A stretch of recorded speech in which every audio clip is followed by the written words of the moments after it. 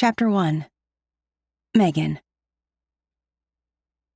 Adjusting the catering vest I'd swiped from the supply cart, I balance a tray of champagne and try to pretend my entire life doesn't depend on making it through the next door unnoticed. Men in expensive tailored suits filling the air with thick cigar smoke crowd the cavernous antechamber. Dim sconces cast pools of amber light, their electric flames barely strong enough to reach the vaulted ceiling, giving the space an even more ominous feel.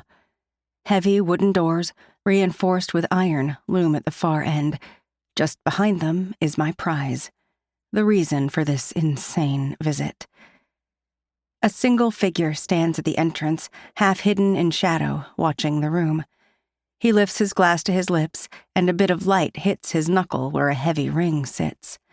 My throat tightens when I recognize the shape. It's a skull. Gliding my gaze up from the glass, his gaze locks with mine. It's only a moment, a fleeting second, but my breath catches. As quickly as he noticed me, his attention flickers away, his jaw tightening as though whatever he's seeing is annoying him. I slide behind 3 men huddled together, muttering to each other in a foreign language before he finds me again. Just as I turn to head back toward the front entrance of the room, a member of the waitstaff, an actual member, not someone posing like myself, breezes by with an ashtray.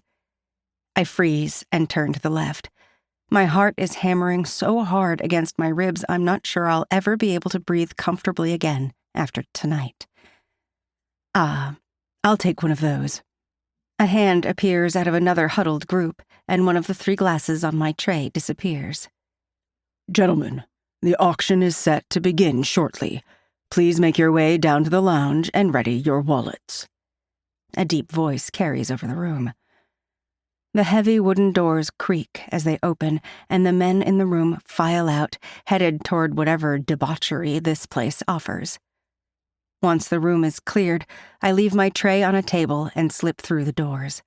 My nerves settle a fraction now that I'm inside. The information I've been given could have been complete bullshit. This whole thing could be a setup.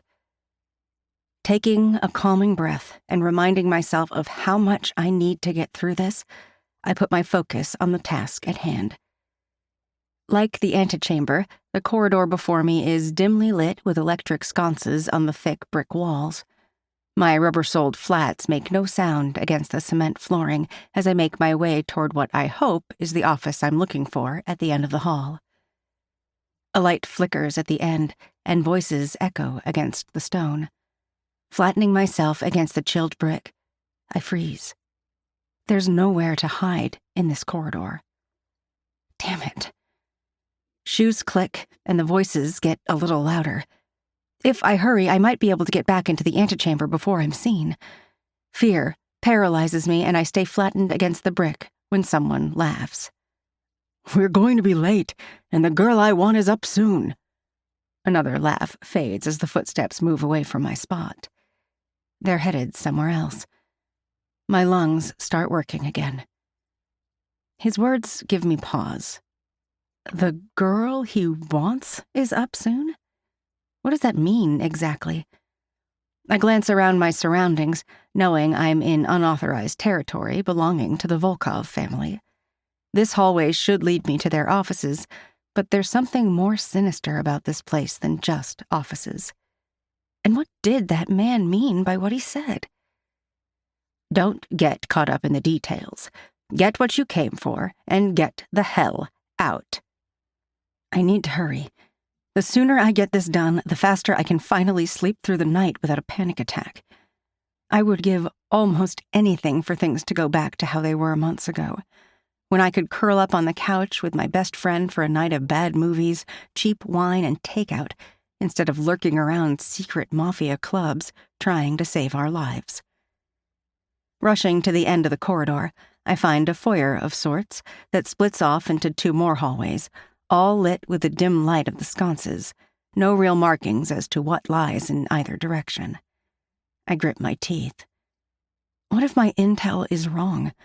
What if I'm running right into a trap that's going to make my life even more messed up than it was when I woke up this morning? Panic kicks my heartbeat into a gallop. Calm down. Taking several more calming breaths, I try to remember what the strange man on the phone said. The hall to the left? Right? Damn it. Oh, the right. He said right. Completely unsure of my decision, I turn down the hallway to my right. The doorknob of the first door I come to is unlocked, so I softly push the arched wooden door until I can slip inside and shut it.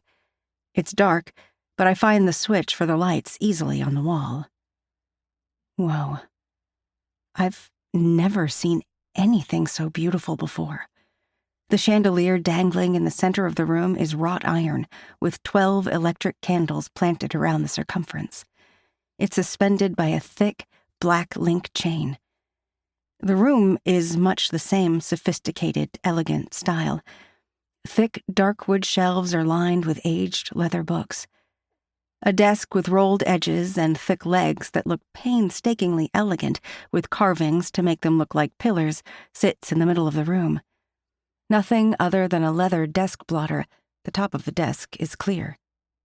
As beautiful as the room is, I don't see any file cabinets.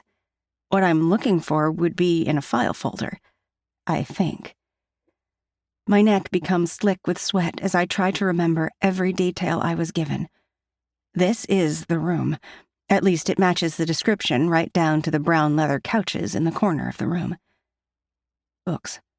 He said something about what I needed to find would be behind books. Or in a book?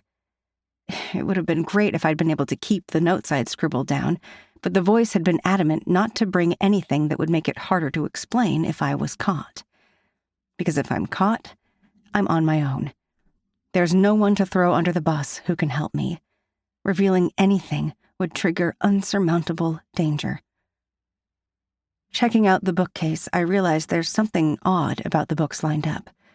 Other than there's a worrisome number of books on war, they're all perfectly in line. Not a single book is any larger than the one beside it, but they aren't a collection that would explain the uniformity. My hand trembles when I reach up to run my fingers over the bindings of the books. One book has a different feel to the leather. It's softer, more supple. It moves easily when I wiggle it from its place. There's a metallic snap from behind the book, and then it's stuck. It won't come any farther out. The other books all fold down, still in a perfect line. They aren't books at all. It's a panel disguising a cabinet behind it. My chest can barely contain my heart, it's pounding so hard. This has to be it. There doesn't seem to be any locks or combinations on the cabinet door. It opens right away when I pull the black metal handle. Clear plastic containers are lined up, double-stacked, each labeled with a name. My eyes flick from one to the next, looking for the name I need. Luckily, they're in alphabetical order. At least the criminals are organized. Most of these names are easily recognizable. Jasper Cunnings. I saw his name flash across the news headlines as I was scrolling my phone yesterday. He's some politician. Most of these little boxes have political figures' names on them. Finally, my eyes land on the one I'm looking for. Dexter Thompson. I grab hold of the box and pry open the lid. Inside are photographs, a flash drive, and a set of small keys that look like they're for a safe deposit box. Curious, I pick up one of the photographs and turn it over. Dexter Thompson, I assume, I've never seen him before, sits with his legs spread in a chair. He's naked, and so is the woman kneeling between his knees. She's bound, with her hands behind her back and her ankles zip-tied together. Tears stain her cheeks as she looks up at him. Her mascaras run with her tears. There's a wedding band on Dexter's finger, but I'm assuming this isn't his wife in the photograph. "What the hell are you doing in here?" A voice booms behind me. Shit. In my surprise, I spin around. The box slips from my hand in my hurry and hits the ground, spilling the contents everywhere. I look down at the box. It was an accident. I wasn't... The man, dressed in a black suit with a narrow black tie over his white button-down shirt and an earpiece tucked into his left ear, stomps over to me. We both reach for the box at the same time, but he snaps it up before me. The drive is by my foot. I cover it with the toe of my shoe and drag it closer to me. When he turns to the bookcase to grab the lid for the box, I quickly snatch up the drive and shove it into my bra. He pushes the lid back on the box, not noticing my movements. "Who are you?" he demands. "I'm sorry. I think I'm in the wrong spot. I should go." I point toward the door and move in that direction, but he cuts me off and traps me at the bookcase again. "I don't think so. What are you doing here?" he questions. I was just lost, and the door was open. I should have thought of a good cover story in case this situation occurred. "This part of the building is off limits to the auction girls. You're supposed to be downstairs already. How did you get back here?" He continues with his questions. Auction girls? I glance down at my attire. Black slacks and a long-sleeved black blouse don't exactly scream sexy, but the way he's talking, that's what he's looking for.